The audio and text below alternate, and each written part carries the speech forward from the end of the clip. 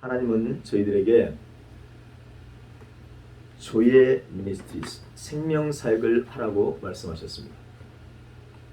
그런데 생명으로 인도하는 문은 좁은 문이고 좁은 길이라고 말씀합니다. 여기서 문과 길은 모두 예수님 자신을 말씀합니다. 예수님의 제자들은 좁은 문과 좁은 길이신 예수님을 통해서만 천국에 도달할 수 있습니다. 다른 말로 예수님만을 통과하고 예수님만을 졸졸졸졸 따라가며 천국에 도달할 수 있습니다. 예수님만을 졸졸졸졸 따라가야 천국에 도달할 수 있습니다. 요한복음 10장 9절에서 내가 문이니 누구든지 나로 말미암아 들어가면 구원을 받고 또는 들어가며 나오며 꼴을 얻으리라고 말씀합니다. 예수님의 양인 저와 여러분들은 오직 문이신 예수님에게서 나오는 것만을 먹어야 살 수 있습니다. 예수님을 통해서만 목장으로 상징되는 넓게는 지성의 교회에 들어갈 수가 있고 좁게는 예수님을 통해서만 천국에 들어갈 수가 있습니다. 우리 다같이 13절 말씀을 합독하겠습니다. 좁은 문으로 들어가라. 멸망으로 인도하는 문은 크고 그 길이 넓어 그리로 들어가는 자가 많고. 아멘. 성령을 받아 새로운 피조물이 되어 하나님의 자녀들이 된 성도들은 오직 좁은 문으로만 들어가야 합니다. 왜냐하면 예수님이 좁은 문이시기 때문입니다. 예수님은 100% 죄가 없이 순결하시기 때문에 100%의 오름을 가지신 완전한 의를 하나님으로부터 인정받아 다시 살아나셨습니다. 하나님의 의의 기준, 오름의 기준에 예수님의 의는 100% 일치했습니다. 하나님은 예수님의 완전하신 의를 확인하시고 부활시키셨어요. 이 부활하신 그리스도의 의, 오름을 믿는 사람은 하나님의 자녀가 되어지고 이 그리스도의 의를 믿음으로 말미암아 의, 오름을 하나님께서 인정하시는 것입니다. 그런데 성도들이 통과해야 하는 문은 바로 완전한 의, 오름이신 예수님을 통과해야 합니다. 왜요? 예수님이 문이시기 때문입니다. 언제 통과하는 것입니까? 개인적으로는 호흡이 멈추는 시간, 쉬운 말로 육체가 죽는 순간입니다. 역사적으로는 마지막 종말이 왔을 때입니다. 그때 모든 사람 한 사람이 예수님의 완전한 의, 오름의 문을 통과해야 합니다. 예수님의 문은 아주 좁은 문이고 좁은 길입니다. 얼마나 좁은 문일까? 100% 완전한 의로만 만들어진 좁은 문이고 좁은 길이에요. 만약에 예수님의 문이 여러분들이 사는 대문만 하다면 최소한 여러분들의 대문만은 해야 그 문을 통과할 수 있습니다. 만약에 예수님의 문이 여러분이 가지고 있는 스마트폰만 하다면 최소한 우리들이 스마트폰만은 해야 통과할 수 있어요. 만약에 예수님의 문이 좁쌀만 하다면 최소한 좁쌀만 해야 통과할 수 있습니다. 그런데 세상에 고유한 성질을 갖는 것 중에 가장 작은 물질은 분자라고 말하니까 만약에 예수님의 문이 분자 크기만 하다면 최소한 분자 크기만 해야 통과할 수 있습니다. 물론 과학자들은 분자보다 더 작은 원자가 가장 작은 물질이라고 말합니다. 그러니까 예수님의 문이 원자 크기만 하다면 최소한 원자 크기만 해야 통과할 수 있다는 말입니다. 예수님의 문이 원자 크기만 하다는 말은 예수님이 완전한 죄가 없는 상태의 크기가 원자의 크기의 문이 된다는 말입니다. 그런데 지옥으로 인도하는 문은 아주 크고 그 길이 넓습니다. 지옥으로 만든 문은 이 세상 크기만큼 아마 넓을 거예요. 왜요? 사탄이 이 세상을 다스리는 권세를 하나님으로부터 허용받고 있기 때문입니다. 아담 이후 역사 이래 모든 인간들이 들어갈 수 있을 정도로 지옥으로 가는 문은 넓고 그 길은 광대합니다. 멸망으로 인도하는 문에서 멸망이라는 말인 아폴레이아는 지옥으로 가는 것, 아무 소망이 없는 상태, 이것이 바로 아폴레이아의 뜻이에요. 최후의 멸망을 말하는 단어가 지옥, 멸망이라는 단어입니다. 지옥으로 가는 문과 길은 아주 넓고 크고 광대해서 최후의 멸망으로 가는 길입니다.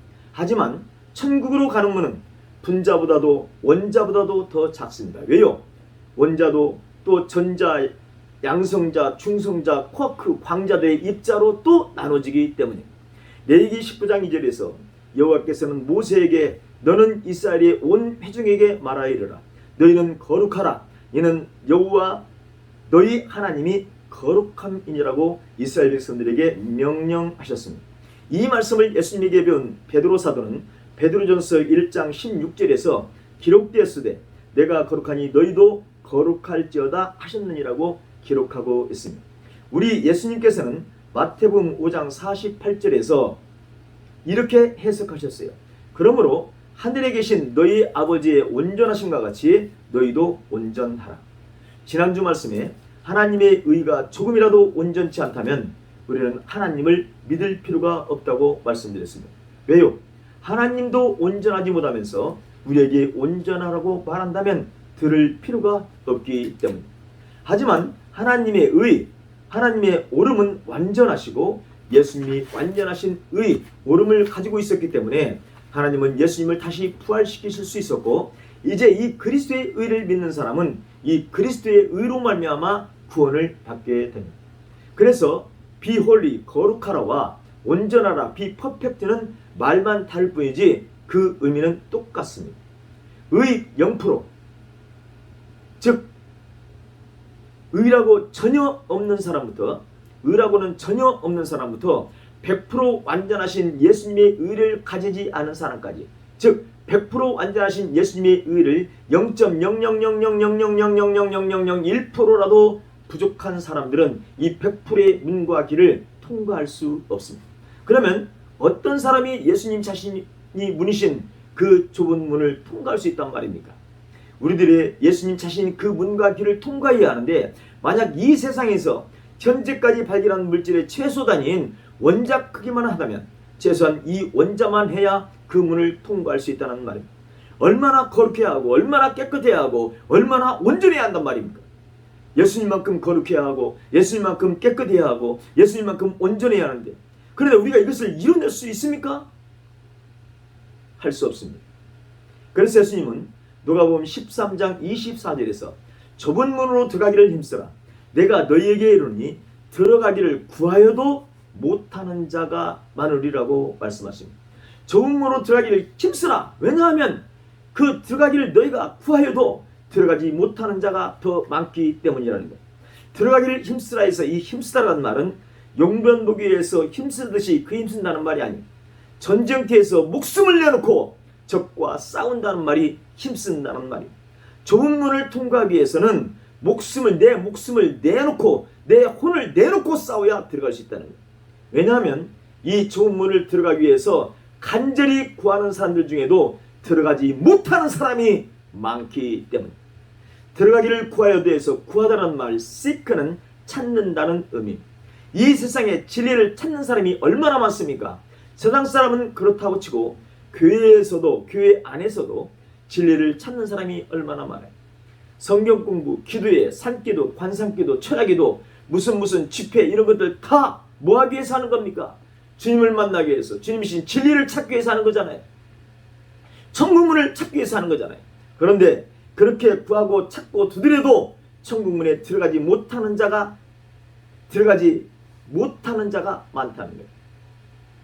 어떻게 하지 않으면 천국문에 들어가기를 힘쓰지 않으면 다른 말로 천국문에 들어가기 위해서 자기 부식회, 자기 쏠, 자기 목숨을 내놓고 싸우지 않으면 안 된다는 말입니다. 이것을 예수님은 제자들에게 이렇게 말씀하셨어요.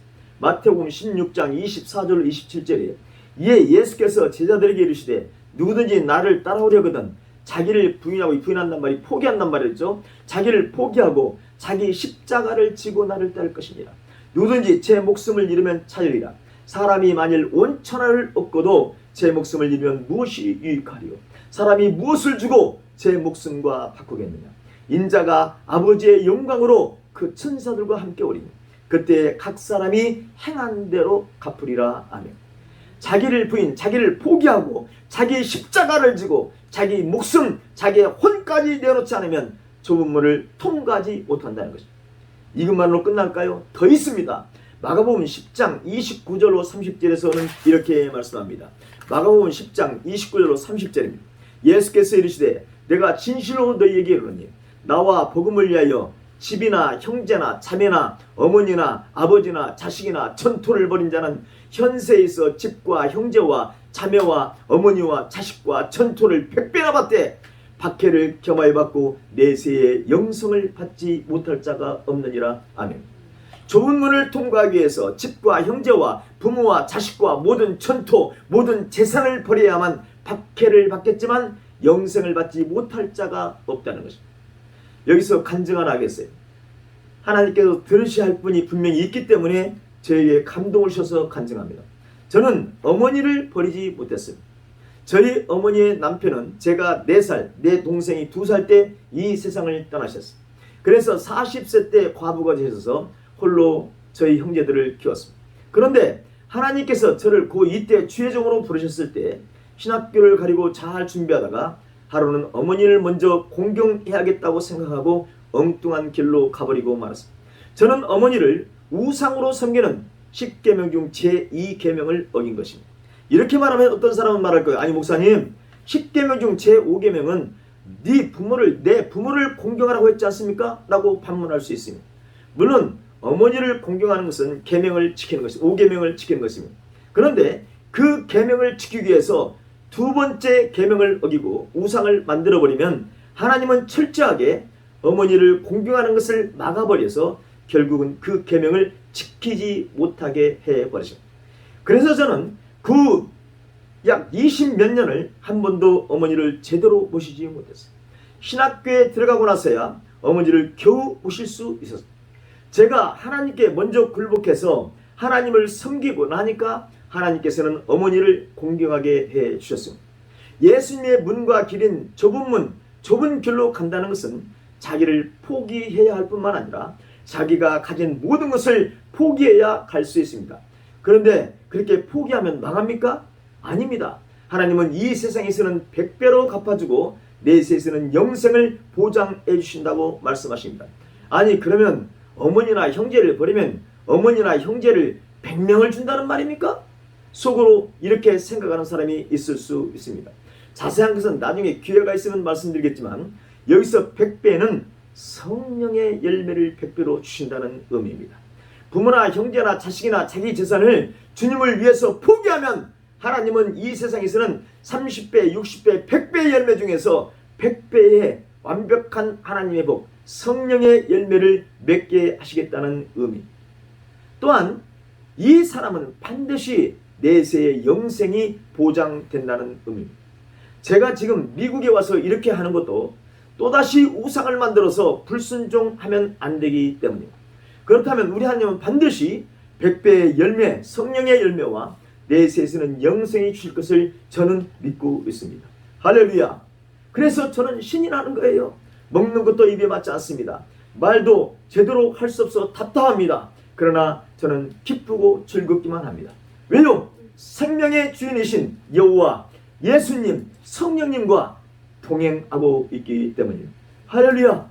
성도 여러분, 우리 하나님께서는 이렇게 좁고 협착한 좁은 문과 좁은 길을 통과할 수 있는 길을 저와 여러분에게 이미 주셨습니다. 그것이 무엇입니까? 예수님이 십자가를 감당하게 한 하나님의 사랑 아가페입니다. 부활하신 예수님께서 하늘에 오르셔서 보내신 사랑에 여기신 성령님이 주신 하나님의 사랑입니다. 이 하나님의 사랑만 심판 때까지, 주님 앞에 갈 때까지, 아니 호흡이 멈추는 순간까지 100% 간직하고 있으면 예수님의 좁은 문과 길이 아무리 작아도 통과할 수 있습니다. 하나님의 사랑, 하나님의 아가페는 눈에 보이지 않는 영입니다. 세상의 물질 중 가장 작은 분자나 분자보다 더 작은 원자는 과학 실험으로 볼 수 있다고 합니다. 하지만 하나님의 사랑, 아가페는 우리의 눈으로는 어떤 방법으로도 볼 수 없어요. 그래서 하나님의 사랑을 눈으로 볼 수 없기 때문에 자기에게 그 사랑이 있는지 없는지 잘 알 수 없습니다. 어떤 때는 있는 것 같고 어떤 때는 없는 것 같아요. 기도하면 있는 것 같고 기도하지 않으면 전혀 느낄 수가 없습니다. 하지만 예수님의 좁은 문은 이 눈에 보이지 않는 사랑, 이 눈에 보이지 않는 아가페만 잘 간직하고 있으면 통과해서 천국에 갈 수 있습니다. 하지만 성령님이 오셔서 주신 이 아가페를 잘 간직한다는 것이 결코 쉬운 일이 아니에요. 이 사랑 아가페를 100% 간수하는 것이 쉬운 일이 아니에요. 이 사랑 아가페는요, 항상 기뻐하고 쉬지 않고 기도하고 범사에 감사하는 사람만 100% 유지할 수 있습니다. 다른 말로 성령 충만한 사람의 삶을 살아야만 이 사랑 아가페를 100% 갖고 있을 수 있습니다. 그래서 거의 모든 성도들은 조금씩 성령이 소멸되어 갑니다. 99%, 98%, 90% 이 정도만 되어도 좋습니다. 그런데 갑자기 50%로 뚝 떨어져 버려요. 기도는커녕 정규 예배에 참석하는 것도 쉽지 않습니다. 점점 마음은 세상을 향해서 달려갑니다. 그러면 하나님은 사랑하시기 때문에 회개시키기 위해서 그 성도에게 고난의 채찍질 사랑의 매질을 사탄을 도구로 삼아 하시게 됩니다. 사업이 망해갑니다. 아이들이 문제를 일으킵니다. 질병이 생깁니다. 계속해서 큰 어려움, 고난을 당하게 됩니다. 이때 성령을 받은 성도들은 반드시 회개하게 되어 있습니다. 성령의 사람은 자기에게 온 문제들이 자신의 때문임을 깨닫고 회개하게 되어 있습니다. 그런데 이런 문제들이 있을 때 대부분 어디에 가서 기도하느냐? 능력이 있다거나 은사가 있는 사람이나 능력과 은사가 나타나는 기도원이나 산에 가서 기도합니다. 그런데 이렇게 기도할 때 하나님의 성령의 종들을 만나면 아무런 문제가 되지 않고 하나님의 음성을 듣고 회개하면서 하나님의 뜻대로 삶을 살아내서 다시 하나님이 주신 사랑 아가페를 100% 회복하면 됩니다. 자신의 잘못을 회개하고 은혜를 회복해서 하나님이 주셨던 사랑 아가페로 다시 충만해지면 좁은 문을 통과하는데 아무 문제가 되지 않습니다. 다른 말로 죄를 깨닫고 회개해서 첫사랑을 회복한 상태로 살아가면 좁은 문을 통과하는데 아무 문제가 없다는 말입니다. 그런데 문제와 고난 때문에 기도하러 갔을 때 거기서 거짓 선지자들 만나면 이것은 정말 최악이고 많은 성도들이 이런 상태가 되어집니다. 그 이유를 예수님께서는 다음 절부터 말씀하시고 있어요. 우리 15절 말씀을 앞두고는 15절 거짓 선지자들을 삼가라. 양의 옷을 입고 너희에게 나오나 속에는 노략질하는 일이라. 아멘.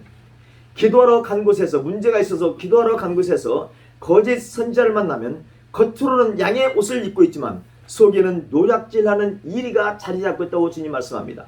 제가 신학교 2학년 때 안양에 있는 갈멜산 기도원을 갔어요. 한 60대 초반으로 보이는 여성분이 제게 말을 걸어왔습니다. 그때야 제가 워낙 뜨거웠을 때였기 때문에 그분하고 대화가 참 잘 되는 것 같았습니다. 이분이 말씀으로 대화가 잘 되니까 이분이 저에게 성경 공부를 더 잘해주는 신령한 교회가 있는데 한번 가보지 않겠냐는 것이었어요. 그래서 성경 공부 간다는데 저는 당연히 가보겠다고 얘기했더니 이분이 주소와 집회 날짜를 알려주었습니다. 그래서 그 집회 날 저 혼자서 찾아갔어요. 아마 신학교를 마치고 강의를 마치고 제가 갔을 거예요. 그런데 가다 보니까 지금 마커스 목요 찬양 집회를 하고 있는 낙성대 해오름교회 주변이었습니다. 낙성대 해오름교회는 우리 교단 소속이고 또 총회장을 하신 분이기 때문에 제가 잘 알고 있던 교회였어요. 그런데 그 여성분이 알려준 교회에서 예배를 드리는데 이건 아닌데 하는 생각이 자꾸 들었습니다. 뭔가 조금 이상야릇한 느낌이 자꾸 들었어요. 그래서 그냥 중간에 와버렸습니다. 그 후에는 관심을 두지 않았기 때문에 어떤 교회인지는 모르지만 아마도 이단 교회가 아니었나 이런 생각이 있어요. 잠깐 옆으로 나가서 죄송합니다만 다시 오늘 본문으로 돌아가면 여러분 양을 노략질하는 일에서 일이란 말은 류코스라는 말이에요. 류코스. 이 말이 그대로 일이라는 뜻이네요. 일이. 그런데 일이라는 동물은 객과 동물 중에서 가장 크고 난폭하고 탐욕적일 뿐만 아니라 자기가 먹을 수 있는 분량 이상의 것을 죽여버려요. 대개 동물들은 자기가 먹을 수 있는 분량만큼만 사냥합니다. 그런데 이리는 자기가 먹을 수 있는 분량의 몇 배를 잡아 죽여요. 특히 이 이리는 양을 많이 잡아 먹는다고 해요. 뭘 많이 잡아 먹는다고요? 진짜 양을 많이 잡아 먹는데요. 물론 다른 짐승들도 죽이기는 하지만 특히 양을 많이 잡아 먹는 것이 이리라는 것입니다. 이리는 무서운 맹수이고 교활할 뿐만 아니라 공포를 주는 양들의 두려움의 대상입니다. 그래서 세상의 신화나 점술이나 미신에서는 도망자의 상징이나 악마적 세력의 상징으로 이러한 형상을 다 한 그림을 다 사용하고 있습니다. 구약의 이스라엘은 솔로몬 왕에 의해서 들어온 이방족 속의 왕비들이 가져온 우상들에 의해서 이리 같은 거짓 선자들이 등장하기 시작합니다. 솔로몬은 왕비들을 위해서 그들이 섬기는 우상을 모실 수 있는 산당을 예루살렘 앞 바로 있는 현재의 감람산에 건축했어요. 감람 앞이란 말이 펜이 바로 얼굴 앞이라는 거. 예루살렘 성전 바로 앞에 감람산에 신당을 세우기 시작해요. 하나님이 계신 예루살렘 성전 앞에 사탄을 섬기는 신당이 자리 잡게 된 것입니다. 이 산당에서 일어난 선지자들이 거짓 선지자들이었고, 이후 이스라엘은 거짓 선지자들과 참 선지자들이 같이 활동하는 시대가 예수님께서 이 땅에 오실 때까지 계속됐습니다. 이 내용이 열왕기상 11장 내용입니다. 열왕기상 11장 내용. 오늘 본문에서 예수님께서 말씀하신 거짓 선지자들이 바로 이 산당에서 우상을 섬기며 사탄을 섬기던 사람들이었습니다. 오늘날에도 거짓 선지자가 있습니다. 그것을 우리는 무엇으로 알아볼 수 있습니까? 제가 이 거짓 선지자만 얘기하면 너무 또 시간이 한 2시간도 가버릴 수 있기 때문에 여기서 그만하고 오늘 본문으로 다시 돌아갑니다. 오늘날에도 거짓 선지자가 있습니다. 그럼 우리는 무엇으로 이가 거짓 선지자인지 참 선지자인지 알 수 있어요? 그들의 열매를 보면 알 수 있다고 오늘 본문은 말해요. 우리 16절부터 20절까지를 압도하겠습니다. 16절부터 20절. 그들의 열매로 그들을 알지니 가시나무에서 포도를 또는 엉겅퀴에서 무화과를 따겠느냐? 이와 같이 좋은 나무마다 아름다운 열매를 맺고 못된 나무가 나쁜 열매를 맺나니 좋은 나무가 나쁜 열매를 맺을 수 없고 못된 나무가 아름다운 열매를 맺을 수 없느니라. 아름다운 열매를 맺지 아니하는 나무마다 찍혀 돌에 던져지느니라. 이러므로 그들의 열매로 그들을 알리라. 사과나무에서는 사과나무 열매가 열리는 것이 당연합니다. 가시나무에서는 가시만 돋칩니다. 생명나무에서는 생명의 열매만 나와야 합니다. 그런데요, 저와 여러분은 생명이신 예수님에게 접붙여진 가지들이, 그래서 반드시 뭐만 나와야 돼요? 생명만 나와야 돼요. 반드시 사랑만 나와야 돼요. 즉 생명이신 성령의 열매는 사랑과 희락과 화평과 오래 참음과 자비와 양성과 충성과 온유와 절제만 나와요. 이 모든 것은 오직 아가페 사랑 안에 있어야만 맺힙니다. 그런데 이리 나무에 잡히고 말면 이리가 가진 열매들이 나오게 됩니다. 이리는 음행과 더러운 것과 호색과 우상숭배와 주술과 원수 맺는 것과 분쟁과 시기와 분냄과 당짓는 것과 분열함과 이단과 투기와 술 취함과 방탕함과 이런 열매들이라고 갈라디아서 5장 19절로 27절은 말씀하고 있습니다. 혹시 저와 여러분에게 이리의 열매가 있다면 어떻게 해야 됩니까? 철저하게 회개하셔야 됩니다. 우리가 죄를 고백하면서 회개하기만 하면 우리 사랑의 하나님께서는 회개하는 우리들을 용서해 주십니다. 다시 아가페 사랑을 회복해 주십니다. 여러분, 그런데 아셔야 할 것이 있습니다. 행동한 것에 대한 대가는 반드시 치르게 되어 있습니다. 그러니 대가를 치르더라도 이러한 열매들을 맺기를 원하신다면 언제든지 하세요. 그냥 하세요. 그런데 죄 짓고 나서 회개하면 하나님께서 용서는 해주시지만 그에 대한 대가는 반드시 치러야 한다는 것을 우리는 기억해야 돼요. 맞을 매는 반드시 때리시는 것이 사랑의 하나님의 공의임을 꼭 기억하시기 바랍니다. 여기서 여러분, 여기서 이리의 열매는 바로 사탄나무의 열매이고 생명의 열매는 성령의 열매, 예수님의 열매임을 꼭 기억하시기 바랍니다. 오늘 본문에서 주님께서 좋은 나무를 말하고 있는데, 좋은 나무에서 좋은이라는 말 아가도스는 바로 선한, 좋은, 탁월한 이란 뜻이고 영어로는 바로 굿입니다. good. God is good. 그래서 좋은 나무는 하나님, 예수님, 성령 하나님을 말하는 표현이에요. 아름다운 열매에서 아름다운 이런 말 카로스는 선한, 좋은, 아름다운 하나님의 뜻에 일치하는 것, 이것이 아름다운 의 뜻이에요. 아름다운 뜻이 뭐라고요? 아름다운 열매가 하나님의 뜻에 일치하는 것. 그래서 아름다운 열매라는 것은 하나님의 뜻에 맞는 열매입니다. 성령을 받은 성도는 하나님의 뜻에 맞는 열매인 성령의 열매만을 맺어야 합니다. 그런데 앞에서도 말씀드렸습니다만 저부터 시작해서 성령의 열매만을 맺지 못하는 것이 사실입니다. 하지만 성령의 열매만을 맺기 위해서 우리는 몸부림쳐야 합니다. 매일매일 회개하면서 천국을 향해서 가야 하는 것입니다. 성령을 받은 성도들이 잘못한 것을 깨닫고 회개해서 다시 첫사랑을 회복하면 아무런 일이 일어나지 않게 됩니다.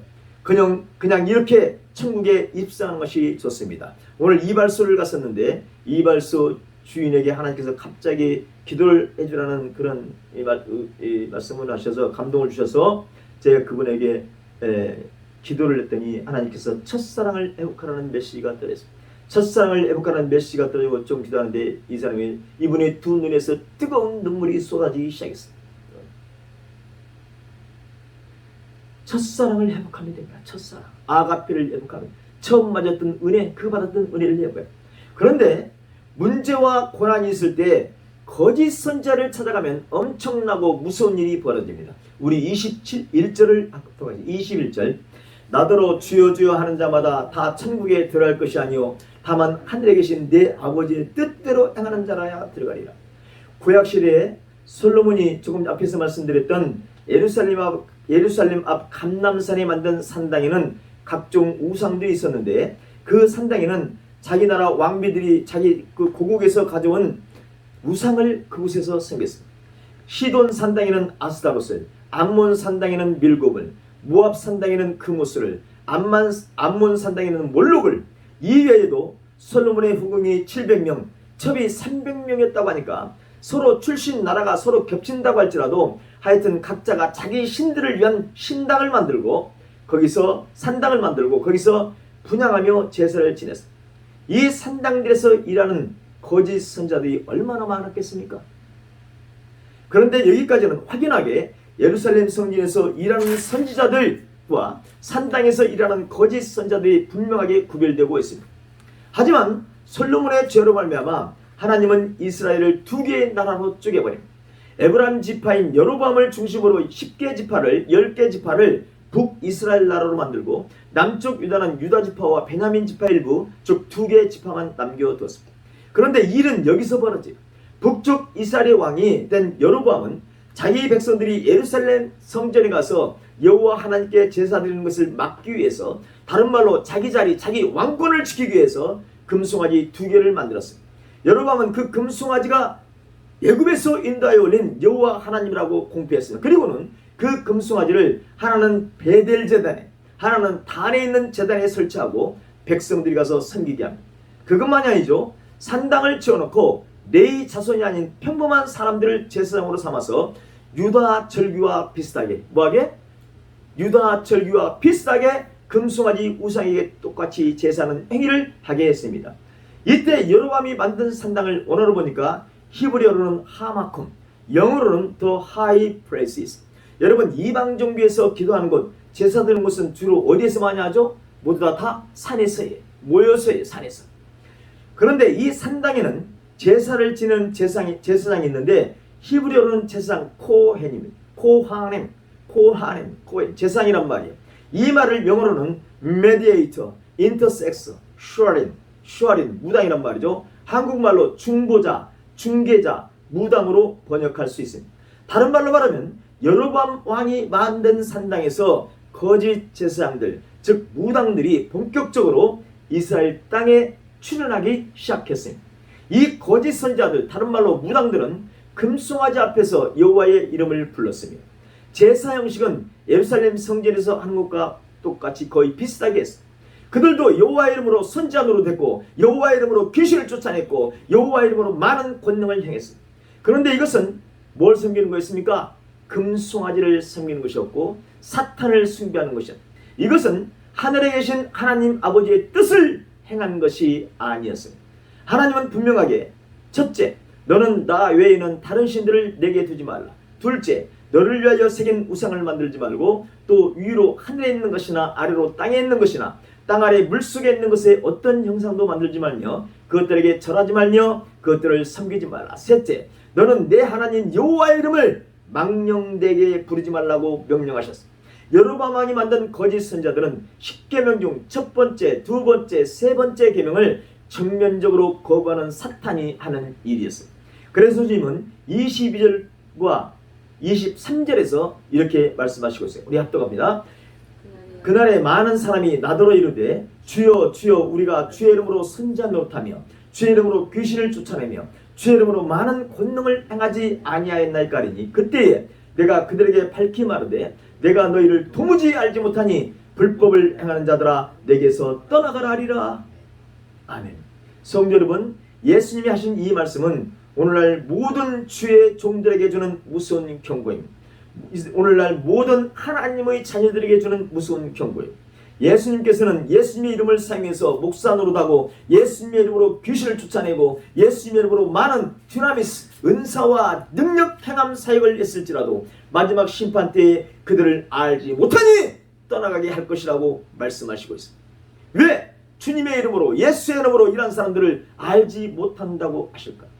그 이유를 예수님은 그렇게 하는 것이 불법이라고 말씀합니다. 불법. 아니 예수님의 이름으로 선지자 노릇, 예수님의 이름으로 귀신 축사, 예수님의 이름으로 능력 행함을 했는데 왜 그 일이 불법이라는 것일까? 불법은 법의 반대말입니다. 예수님이 우리에게 주신 법은 사랑 아가페의 법입니다. 로마서 13장 10절에 사랑은 이웃에게 악을 행하지 아니하나니 그러므로 사랑은 율법의 완성이니라. 아멘. 예수님께서 성도인 저와 여러분에게 주신 계명은 요한복음 13장 34절 말씀입니다. 요한복음 13장 34절 말씀. 새 계명을 너희에게 주느니 새 계명을 너희에게 주느니 서로 사랑하라. 내가 너희를 사랑한 것 같이 너희도 사랑하라. 여기서 같이는 에즈예요. 동격이에요. 너희가 너희를 사랑한 것과 똑같이 해요.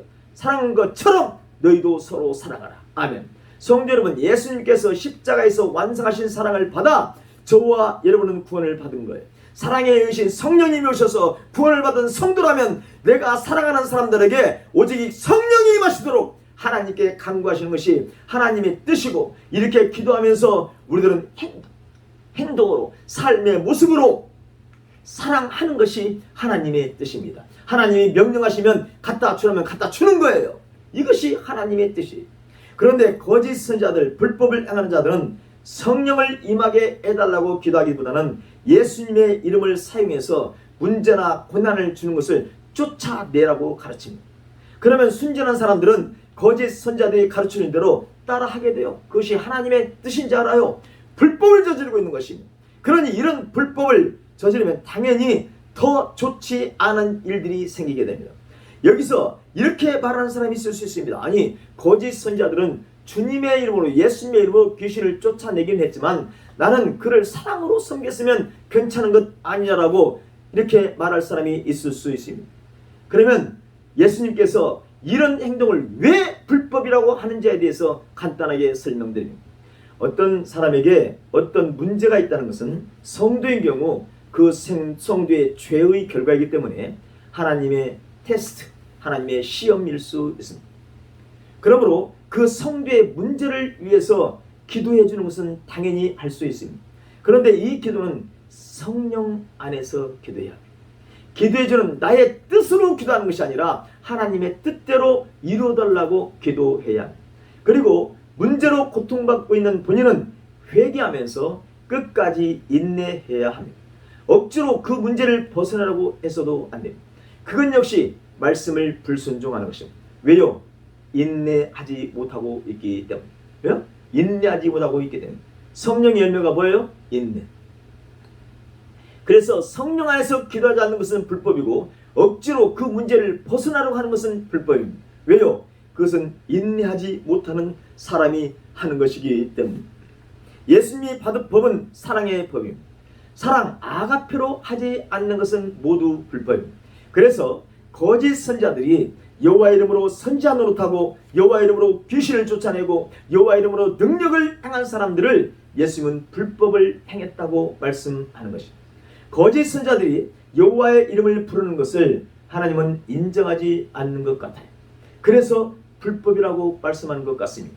그런데 앞에서 말씀드렸지만 문제가 생긴 하나님의 자녀들이 이런 거짓 선자 같은 사람들에게 가서 문제 해결 방법을 배워서 똑같이 따라 한다는 것이 문제. 저도 그렇게 한 적이 있었어요. 여러분, 저도 이런 죄를 범했었기 때문에 주님은 저를 철저하게 회개하게 하셨습니다.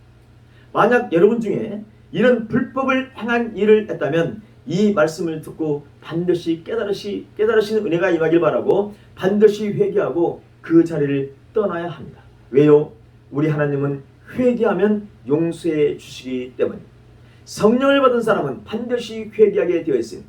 그러나 교만에 붙잡혀 있는 사람은 회개하지 않아요. 말씀임에도 불구하고 회개하지 않습니다. 저나 여러분, 그 누구나 죄를 지을 수밖에 없습니다. 그러나 예수님은 마태복음 6장에서 가르쳐주신 기도에서 우리가 우리에게 죄 지은 자를 용서하여 준 것 같이 우리 죄를 용서하여 주옵시고 우리를 시험에 들게 하지 마옵시고 다만 악에게서 구원해달라고 간구하라고 말씀합니다. 이 악이 뭡니까? 사탄이에요. 다만 사탄 마귀에게서 구원해달라고 간구하라고 말씀하셨어요. 거짓 선지자에게 배워서 우리가 예수님의 이름으로 귀신을 쫓아내고 권능을 행하는 것은 불법입니다. 그러므로 혹시라도 이런 사람이 있다면 깨닫고 돌이켜 회개하시고 이런 행동을 금지해야 합니다. 개인적으로 여러분, 저도 이 말씀이 정말 이해하기 힘들고 어려운 말씀입니다. 그러나 하나님께서, 성령님께서 이렇게 조명해 주시고 있어요. 아마 오늘 이 말씀을 듣고 이해를 잘 하지 못하는 분도 계실 수 있습니다. 여러분이 이전에 알고 있던 지식, 사고와는 다를 것이기 때문입니다. 그러나 개인적으로 혹시 질문이 있으시다면 저에게 연락해 주시면 제가 언제나 더 자세하게 설명해 드리도록 하겠습니다. 여러분, 이 말씀을 잘 묵상해 보시고 이 말씀대로 제가 생각할 때는 하는 사람이 성령을 온전히 받고 성령 아가페 안에 온전히 들어갈 수 있는 사람입니다. 여러분, 꼭 반감이 드는 사람이 많을 겁니다. 이전에 우리의 삶이 그랬으니까 저도 그랬었어요. 그러나 성령님은 분명 이렇게 말씀을 주명하고 계십니다. 여러분, 여러분의 혹시라도 마음에 상처가 있으시다면, 제 이 설교에 상처가 있으시다면 그 상처를 주님께서 만져주시기를 소원합니다. 그것은 여러분의 그 상처를 드러나게 해서 하나님께서 치료하시기 하기 위함입니다. 기도하겠습니다. 거룩하신 하나님, 우리가 깨닫지 못했던 진리를 다시 조명해 주심을 감사합니다. 온전한 하나님의 자녀가 되기 위해서 철저하게 말씀 앞에서 비침을 받고 깨닫게 하시고 회개하는 우리들로 만드시고 거룩한 아가페가 회복될 수 있도록 하나님 허락하여 주옵소서. 예수 그리스도의 이름으로 기도하옵나이다. 아멘.